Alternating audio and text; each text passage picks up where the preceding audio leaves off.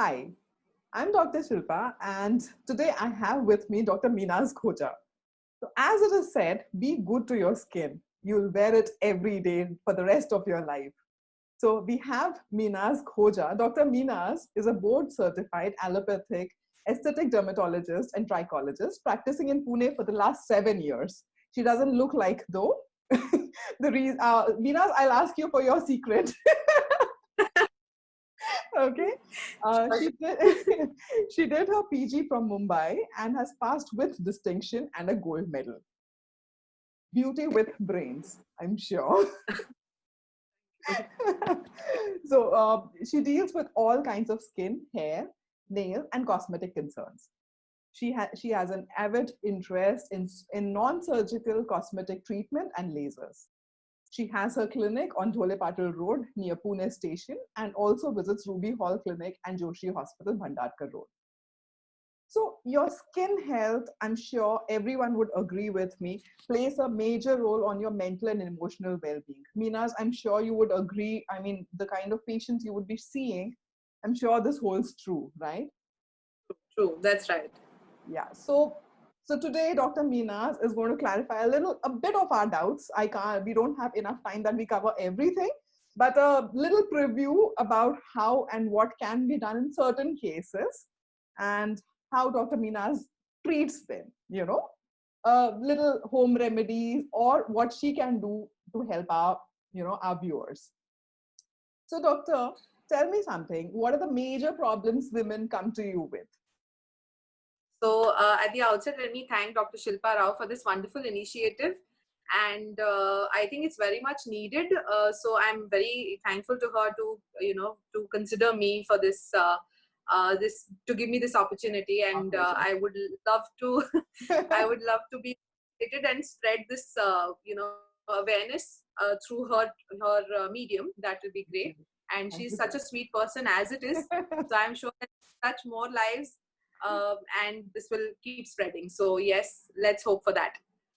So yeah, so a lot of people, women especially, do come with common complaints like acne, hair fall, hair loss, pigmentation or melasma, and unwanted hair, on the body or on the face. So these are the common complaints with you know women who visit our clinic.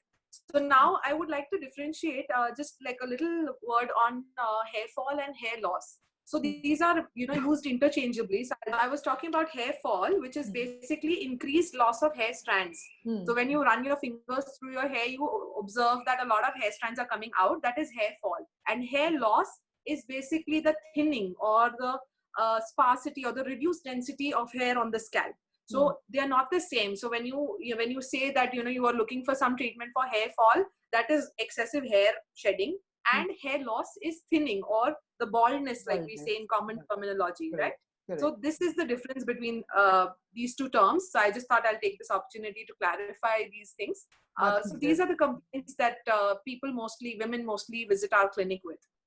Okay, that's good. I mean, I know I keep hearing people interchanging these two terms, so good that you clarified it. I mean, I am sure a lot of people would now know what to ask a doctor for. So, how much do you think, Meenaz, does a diet affect your skin?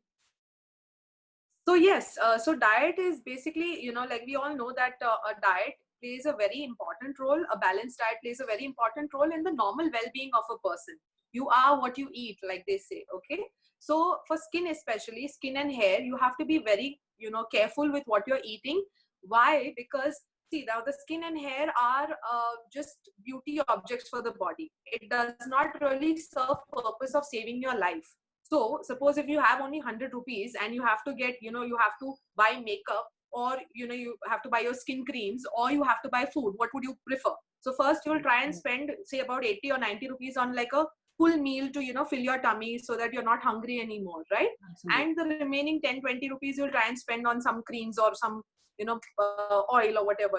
So basically this is the rationing that the body does. So when the nutrition is limited, the body will try to like ration or prioritize areas. So the brain, the lungs, the liver, the heart, okay, the muscle, all these actions. So these are indispensable things for life, right? So that's why we need our nutrition, or our what do you say, limited nutrition, to suffice energy for these systems, right? So hair and skin comes way down the line in the priority for the body.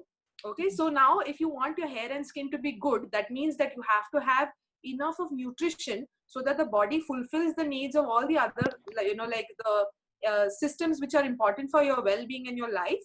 And then it comes to the hair and skin. So it is obvious that you should have it, not in surplus, I would say, but enough amount so that everything is distributed, the nutrition is distributed to the skin and hair as well. Absolutely, absolutely true. So you need to have a balanced diet. You need to have a balanced diet. You need to have something. You need to have seasonal fruits. Vitamin C rich foods and fruits. So there's lemon, there's amla, there's mangoes, there's guava. All of this that will definitely help your skin. You need to have antioxidants. So berries, all kind of berries have a lot of antioxidant properties. Even turmeric, even honey, all these things have a lot of antioxidant properties. So you need to include all this in your diet. Proteins is the mainstay for hair and skin care, because proteins, these are the building blocks. The hair is practically made of protein. So you cannot compromise on the protein intake. When you compromise on the protein intake, the first thing that will happen is hair fall, because it's not going to save your life. Nobody's ever died because he was bald, right? So you need to understand that the body is going to ration and then treat you. So you need to take care, and don't forget or don't underestimate the power of water. Okay, just simple water, drinking water, have loads of it, and that will really keep your skin and hair hydrated, and it will avoid a lot of problems for you. So this is something that you should definitely work upon. If nothing else, the simplest thing is to keep a bottle of water next to you and keep sipping through it, so that throughout the day, so that you don't get dehydrated or something like that. So that is like the simplest trick that I could. So minimum how much water? So we say generally, so it depends from person to person, but generally between 2 to 4 liters is fine, depending on how much you're working, or how much what kind of work you're doing. If you're working out in the sun, obviously you need more water. So basic thing is that your pee should not be extremely yellow. It should be mildly yellow to colorless. So that is like a good indicator to see whether you're having enough water. Absolutely, absolutely. So what is the skincare regime that you would recommend for people? Okay, so yeah, so this I'm going to focus this for women. So basically now you have to, if you ask me, so if you search online, you will have skincare regimes like cleansing, toning, moisturizing, CTM, everybody keeps saying that. So it is more of a fad. Okay, so yeah, definitely it helps. Not that it won't help you or anything, but it's not that you need to do all 3 steps every day. So for me, like I do cleansing, moisturizing, and more than toning, I would say you need a sunscreen. So that is much more important than a toner. Okay, so toner basically just reduces or shrinks your pores temporarily. So if you apply a toner, your pores are going to shrink in size for maybe like say half a day or something like that, depending on what toner you're using. That is okay, you can definitely use it, but cleansing, moisturizing, and sunscreen would be my 3 main ingredients for a skincare regimen, right? So you use a mild cleanser for your face wash. Don't use too harsh, nothing that makes your skin dry. You should use something which is just gradually going to remove the debris or the muck from your face. You don't want to be vigorous with your washing face. We're used to that lather, right? Correct. Because a lot of people come back saying that, doctor, this face wash is it doesn't give me a fresh feeling because it is not lathering. So yeah, because it doesn't have soap. So the new ones don't contain soap. They're sulfate free and soap free. So that's why they do not lather much, but they are much better and much safer for the skin. So you can use it as a face wash, even though if it doesn't lather, that's fine. Or a gentle soap is also fine if you don't want to follow the fads of face washes. And moisturizer, depending on your skin type. So if you have like a oily skin, it's better you use something that is suitable for acne prone skin or oily skin. If you have a dry skin, then a lotion based or a cream based moisturizer is better. For acne skin, gel based is better. Same with the sunscreen. If you have an acne prone skin, a gel based sunscreen is better. And if you have a dry skin, you can use a cream or lotion base. But best would be to have like a customized skin regimen, by a dermatologist, because it is going to be customized. Each person is different, each skin is different, each body is different. So we have to literally, it's tailor made. It's not like one size fits all. So it has to be, for you. So you need, rather than doing trial and error and trying everything of Nykaa or whatever, it's better you go to a dermatologist, spend a few bucks as consultation, and get the best products that would suit you and not react harshly. So that is very important. Sunscreen, anything for Indian kind of skin, anything beyond 30, SPF 30 is fine. So you can, but medicated ones are better because first of all, they're cheaper. And second, they, pass through a lot of stringent rules. So if they say that they have these ingredients in it, 99 to 100%, they have those ingredients in it. Like lesser quantity or more quantity, but they do have it. Most of the other thing, and especially there's a lot of fake products in the market for the other brands that are available, the non-medicated ones. There are a lot of fake copies. So be careful and try and go for the medicated ones. They're much cheaper and much better. Absolutely. I was coming to sunscreens any which way. So people nowadays are at home, right? So do they still need to use the sunscreen? Yeah. So, our mentality is that मैं तो धूप में ही नहीं गई. I've not gone out. Doctor, my sun exposure is minimal to nil. I don't go anywhere without my car. I'm in the car and AC is always on. Yes, I understand. But you have to understand that even the tube light in your house is a mini sun. Even the iPad that you're using, even the phones that you're using, all these are mini suns. So they do emit a lot of light and a lot of radiation. So they have ultraviolet light and infrared and blue light. So you have to ensure that if you have like a pigmentation or something like that, if you want to be careful with your skin and you want to cause lesser wrinkles, with age, then you must use a sunscreen even when you're indoors. That's the best thing that you can do to your skin, right? So your skin will literally thank you later on. So if you compare, if you compare your skin with, your counterpart skin, say 10 years down the line, and you've been using a sunscreen for 10 years, even if you do not do any other thing, this is going to help you and you're going to have lesser wrinkles than your counterparts who've not used a sunscreen. So you must use a sunscreen at least twice a day, after bath and after lunch. So say around 8 or 9 in the morning and roughly around 1 o'clock in the afternoon. That will go a long way in taking care of your skin. Oh, that was really informative, because honestly speaking, most of us won't apply sunscreen at home. We don't realize that, the iPads or the tube lights, would cause that kind of a damage. Yeah. And with the lockdown, all our exposure, the screen time has increased considerably, Absolutely. So we need to apply the sunscreen more now, in fact. Okay, that's interesting now. Oh, and Dr. Minhas, now I'm sure you have a lot of young girls coming in to your clinic with so many hormonal issues happening with women these days.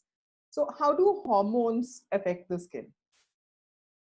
So hormones can see now basically the thing is that between a man and a woman, the only thing that differentiates you two is the hormone, right? So Absolutely. The males have the male hormones, the females have the female hormones, right?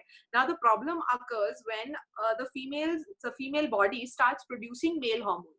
So this is something that your body is not used to. So that's why we say that you have a hormonal imbalance that could, manifest as irregular periods or like massive acne, and you never had acne, and then you suddenly break out in massive acne, and you have acne concentrated mainly jawline. That is a sign of hormonal imbalance.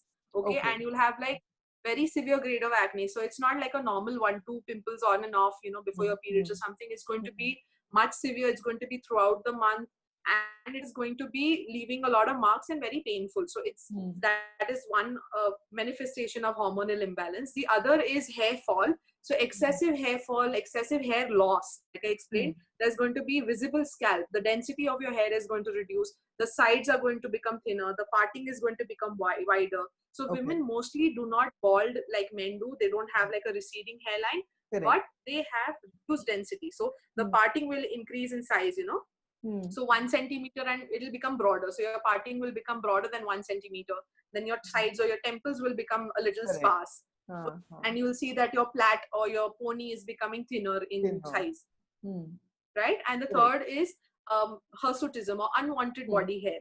So you have like hair where you do not want it. So you want thick eyebrows, but you do not have thick eyebrows, but you'll have a lot of thick beard or thick upper lip hair, or even on your chest or even on your lower abdomen, inner thighs, all these areas you'll have more of hair. So this is a sign of, again, hormonal imbalance. Another sign of hormonal imbalance is like your neck will become very dark. So it will become like velvety, velvety dark, and the skin will become thicker over there.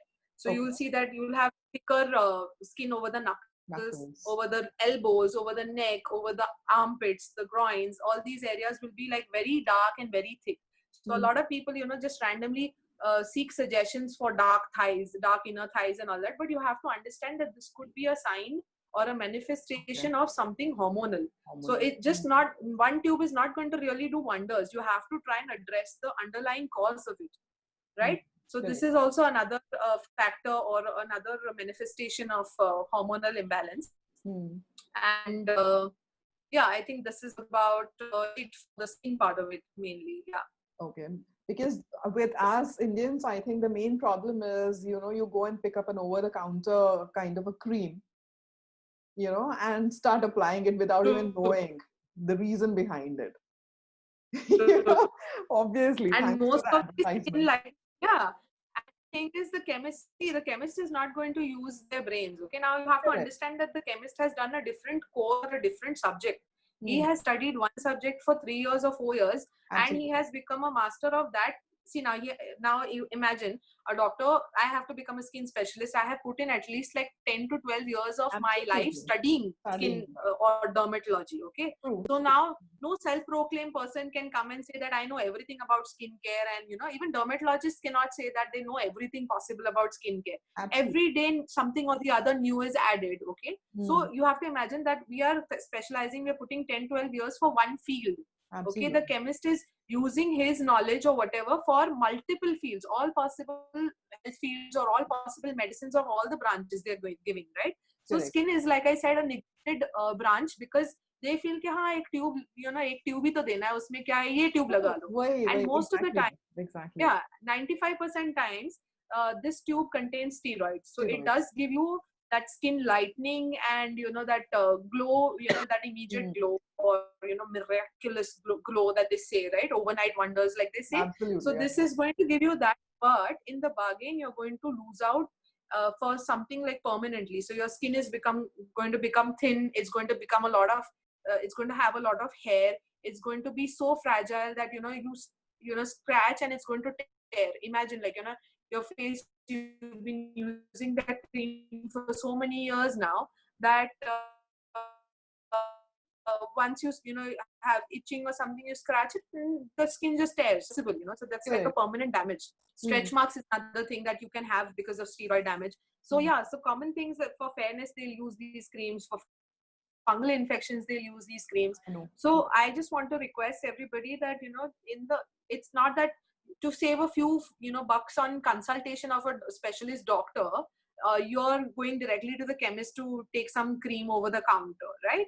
But in the bargain, you're losing much more. And in fact, when you come back for the fungal infection treatment, for the infection that would have been otherwise treated in, say, about 3 to 4 weeks, you end up treating yourself with most expensive medicines, double the dose, triple the dose, and for much longer time, say 6 months also.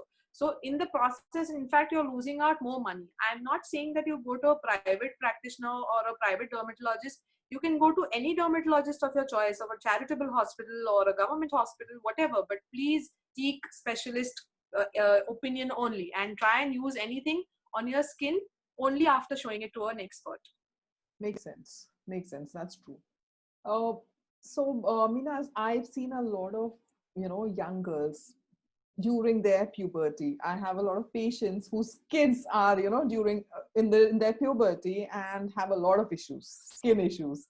So is there something specific that they need to do at that point in time? So yeah, so like the commonest thing at puberty, a lot of hormonal changes are happening in your body. The sex hormones are secreted by the pituitary and the ovaries and all that. Everything is getting activated and stuff. Okay, so the child is going through a lot of changes physically, mentally, emotionally, all of this, right? So this, and then that's when they start thinking like a girl or thinking like a boy.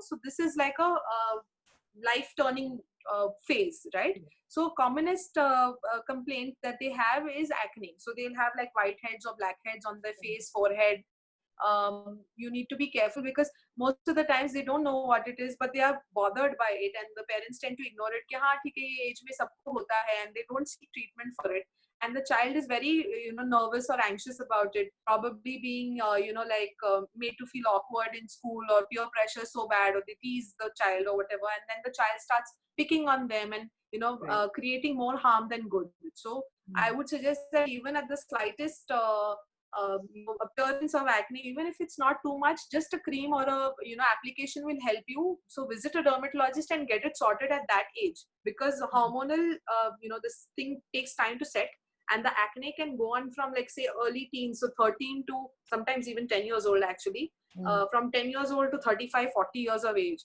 So imagine that the scars that they make in at age 10, that is going to be with them lifelong. So Correct. instead of letting your child create those marks and scars on your face and then affecting their confidence and morale and all that, it's best you visit a dermatologist and get that treated, so that that boosts your child's confidence. Absolutely, absolutely. I'm sure, because honestly, I've seen people having a lot of issues with self-confidence because of the amount of scarring that has happened, the amount of blemishes So that they have true. developed. I think which has developed during their childhood, and never got Correct. treated for it. So Correct. that Correct. surely makes a difference. And same thing And goes with puberty also, pregnancy. Sorry. right. I was saying puberty also has hair growth. So Correct. as a child, the child has never had hair in the armpits and in the groins, and Yeah, now yeah, yeah. suddenly that comes. You have to counsel the child that this is normal and this is natural, and you're just growing up, and safe practices to remove the hair. So either you can get it waxed, or you can ask the child to shave it or whatever. Hmm. Rather than the child trying something on their own, it's best that the parents counsel them. Or if they are feeling awkward, if the child is not opening up, then you can ask them to see a dermatologist, or take them to a dermatologist and Get the counsel them child properly, so counseled. that at least Hmm. they're not going to damage. Sometimes they use a lot of other DIYs to remove the hair and all that stuff, and they end up hurting themselves and scarring themselves. So Correct. that would be something that I think you can really nip in the bud, like they say. Mm-hmm. So don't let it extend to that big and magnitude. Correct. That's right. I mean, so all in all, what makes a difference is talking to the child, either the parent or the doctor, whosoever. Correct. So it's more about Absolutely. the Yeah, counseling. because the child is going to be curious and going to try to Correct. search online. Because सब कुछ Absolutely. online होता है. Absolutely. Everything So is there. rather than, Huh? Huh. yeah, the thing is, if you try and search anything on Google, uh, hundreds of things pop up, right? So not necessarily that all of it is correct, or not all of it is genuine, right? Mhm. So it's better, rather than confusing the child with so many things, it's better that you counsel them with your experience, if you have it, like a good experience, or you can ask a professional help for counseling the child, so that they don't end up doing wrong things. That Correct. would be best, I think. Absolutely. Absolutely. And same goes with pregnancy. So many changes happening in the body. Uh, a lot of people do face skin and hair issues again during pregnancy and immediately after pregnancy. So, So what are the solutions, and what are the so main problems?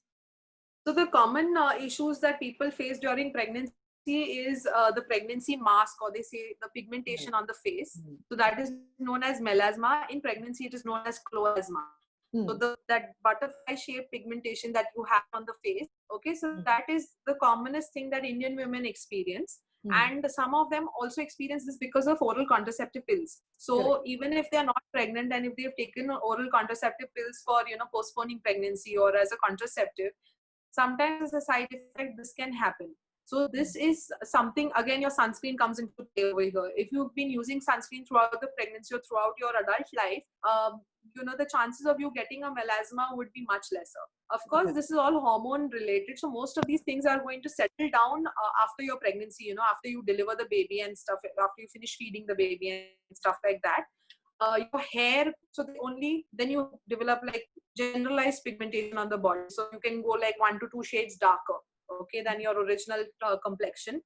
And you develop stretch marks. We all know about the stretch marks, so some of them are hideous, and most of them are permanent. So Correct. you can only avoid the stretch marks. You can't really treat the stretch marks 100%, so you can Mhm. improve them with lasers and all that at a later date, up to 50%, but you really can't get it back to the normal skin, because that is a break in the skin. So that is the tear in the skin. So you can't really get it back to the, the normal skin, but definitely you can improve the appearance. Another observation for the skin thing is that they have a black line below the umbilicus to the pubis symphysis. So there's a pigmented line of the skin. This is known as linea nigra. This is also temporary, and after the pregnancy, with the hormones withdrawn after delivery, this also fades away.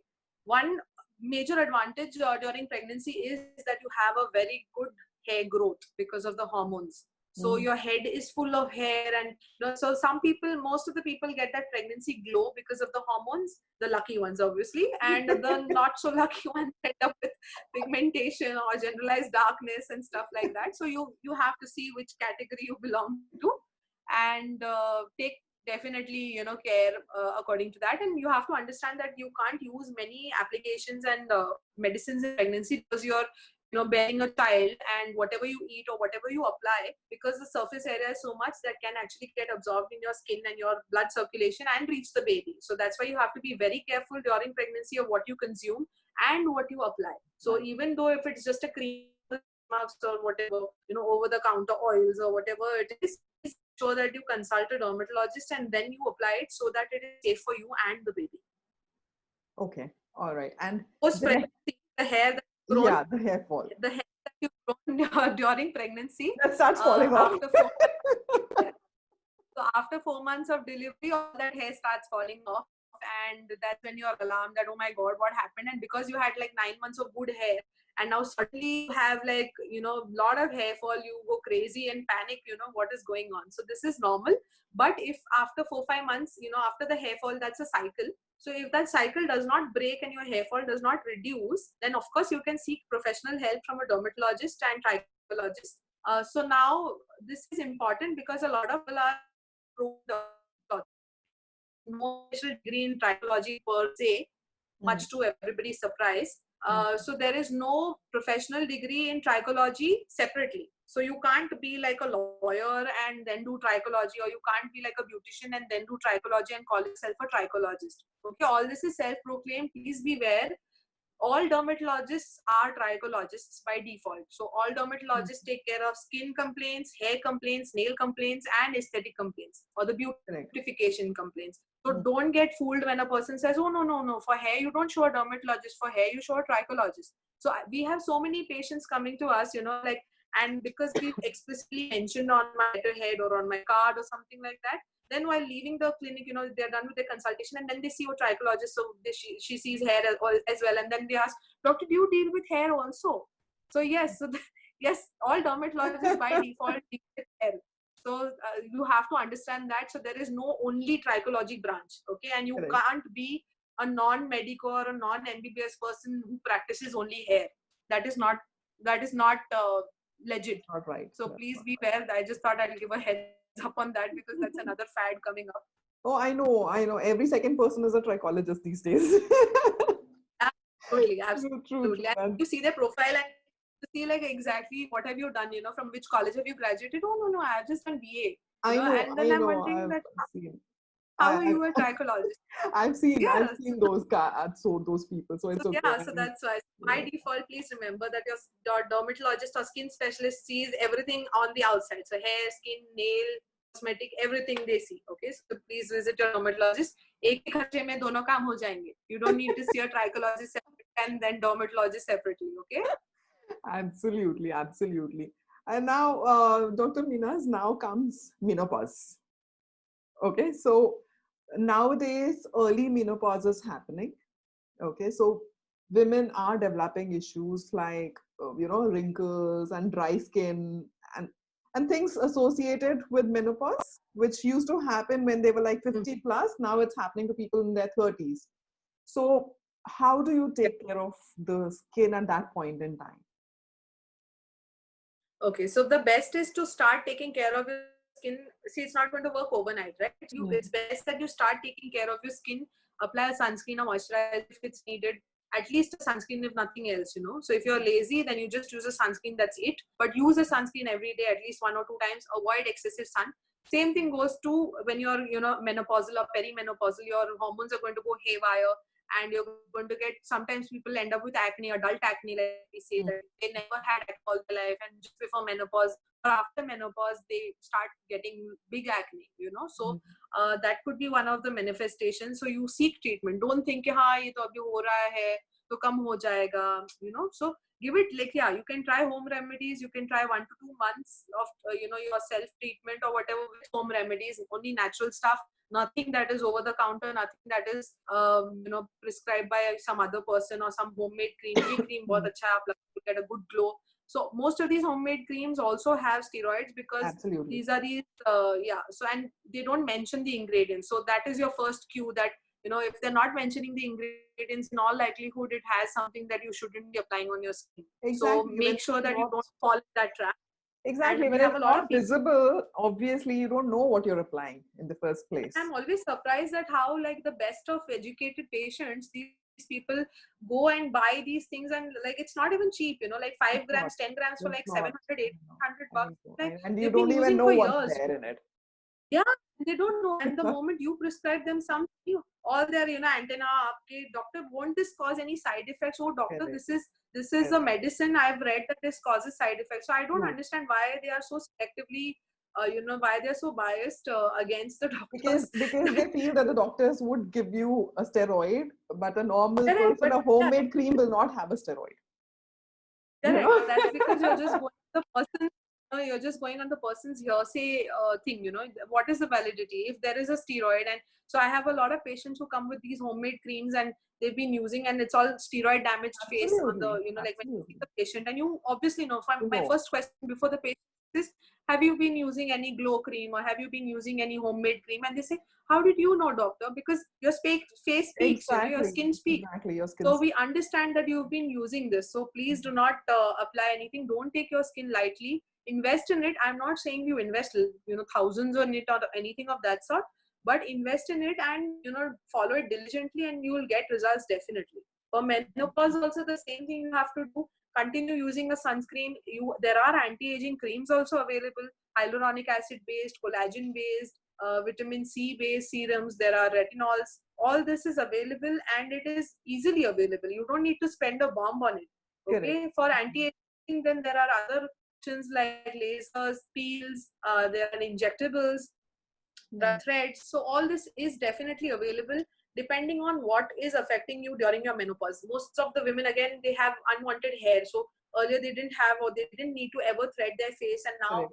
after menopause they have to start threading their face. So yes, early menopause is common now, and the perils that come with it because of the withdrawal of the hormones. So you must seek treatment for it rather than be depressed, because a lot of women get because of the hormonal fluctuations also, they are a As little such, there is moody, and a they get correct. and they get a lot of mood swings. And along with that, you add this, that they are becoming like darker, they're becoming hairier and stuff like that.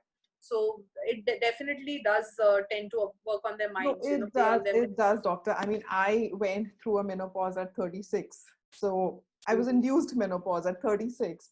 And I know what kind of things came with it. I mean, I never had acne throughout my childhood, throughout my adolescence, college life. And I think I suddenly developed some acne. I mean, my first acne started coming when probably a couple of years back, and it was like surprising. And I was like, I always had clear skin, what's wrong? Correct. And plus the mood swings, which any which ways takes you down. And with the skin True. issues, your hair fall happening. Yeah, it the just hair adds fall, you on. start putting all many, and that definitely, so it's best you seek treatment rather than Correct. get depressed about it. Do Correct. something about it. Correct. That's right. Doctor, it was an amazing session. I mean, I'm so glad that you were here with us. A lot of our doubts probably have got clarified with it. And I would love to do a live with you sometime when, I mean, probably so that people can ask their questions to you directly instead of me asking you questions. That would be like wonderful doing in that, So you have to understand that I would love to do a live session, but the audience must understand that I'm a very straightforward person. So I will give you the best, the most genuine. It may sound harsh, but my advice or suggestions are going to be the best, most genuine. And Yeah, so don't bother about the rude part of it or the harsh part of it, but No, concentrate on I know your treatment, so I'm sure that's okay. That'll be fine. so, Chalo. So I'll see you soon, very, very soon. sure. Thank you Thank you so for much having for me. being with Thanks us. for having me. Thank you. Bye. Bye-bye. Bye. Bye.